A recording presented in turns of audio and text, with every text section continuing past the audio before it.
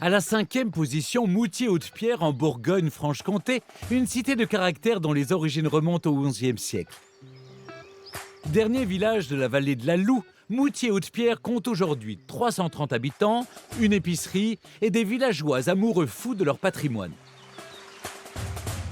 La famille de Christelle est implantée dans le village depuis 5 générations. Pour elle, la rivière, le petit pont en pierre du XVIe siècle et la superbe vue sur les montagnes sont synonymes de jolis souvenirs d'enfance.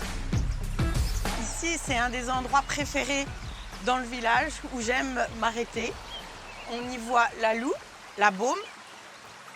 Le bruit de la Loue apaise. On est bien, on se ressource en fait. Pour découvrir Moutier, je vous recommande de le traverser à pied et la tête en l'air, pour admirer l'enfilade de maisons vigneronnes qui contribuent au charme si particulier de ce village.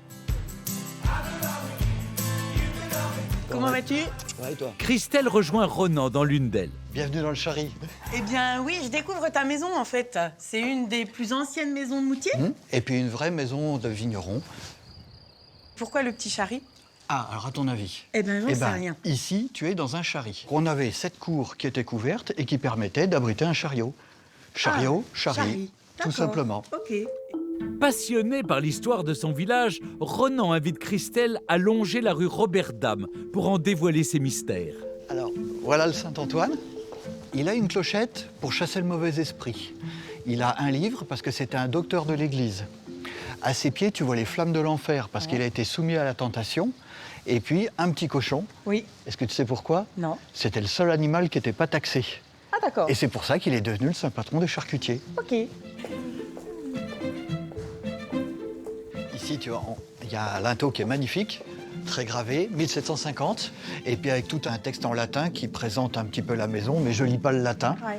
Donc, Vous ne lisez pas le latin? Bonjour eh non. Chantal. Bonjour. Effectivement, c'est du latin, un peu du latin de cuisine. Alors, Moente Deo, sous la grâce de Dieu, Louis Jouffroy a fait construire Angdomum cette maison pour sa femme et son fils à l'âge de 93 ans. À 93 ans, se lancer À dans les 93 travaux, ans, il a eu bien du courage. La balade suit son cours jusqu'à la place centrale du village, au pied de l'église Saint-Laurent. Bâti entre le 15e et le 16e siècle, le clocher de cette église culmine à 43 mètres et son toit est tapissé de pierres de tuf, une pierre très précieuse au Moyen-Âge. Alors le tuf, c'était une pierre très très légère, isolante, qui était extraite sur le village. On pouvait être emprisonné si on sortait du tuf du village.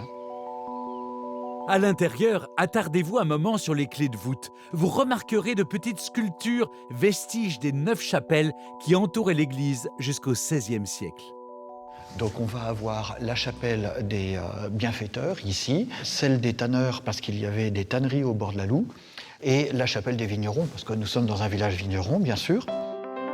Moutier s'est en effet développé autour de l'activité viticole, mais à la fin du 19e siècle, un insecte appelé Phylloxera ravage les vignes. Les habitants se tournent alors vers la culture des cerisiers. Aujourd'hui, ces arbres délicats recouvrent plusieurs hectares et ajoutent une petite touche de poésie au village.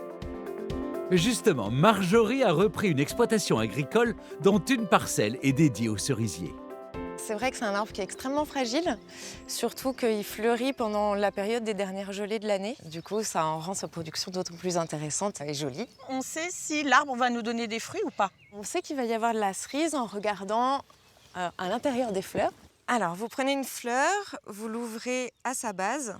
Et si on trouve une petite cerise verte à l'intérieur, c'est qu'il y aura une cerise au bout de cette fleur.